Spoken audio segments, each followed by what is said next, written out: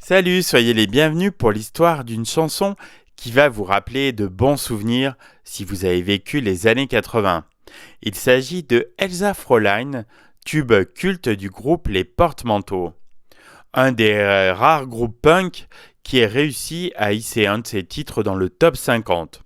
On oublie volontairement Plastique Bertrand, il faut bien l'avouer. Et il est aussi vrai que la production de ce hit est plus proche des recettes de la variété, avec les voix mixées devant et les guitares propres derrière, que du punk trash et sauvage.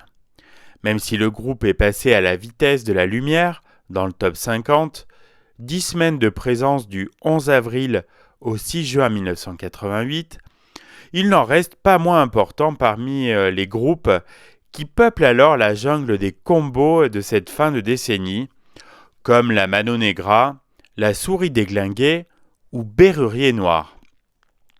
Formé par son leader-chanteur Michel Paul 10 ans plus tôt, en pleine effervescence punk rock, les Porte-Manteaux, véritable auberge espagnole, devient le passage obligé pour tout musicien biberonné au Clash et autres Sex Pistols.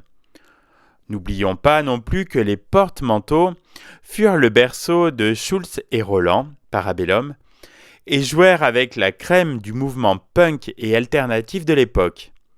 Au total, entre 100 et 200 concerts par an à travers le monde.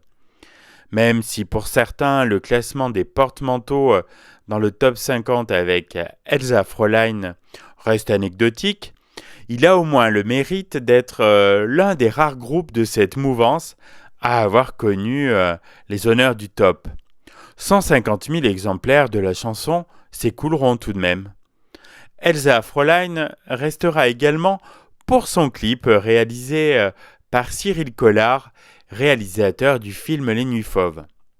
En 1990, fin de la première étape, le groupe est fatigué. Michel Paul le remonte en 2000, mais il ne revient pas vraiment sur le devant de la scène. La mort du charismatique chanteur en 2005 ne semble pas totalement avoir mis fin aux Porte-Manteaux, qui tournent encore avec un nouveau frontman.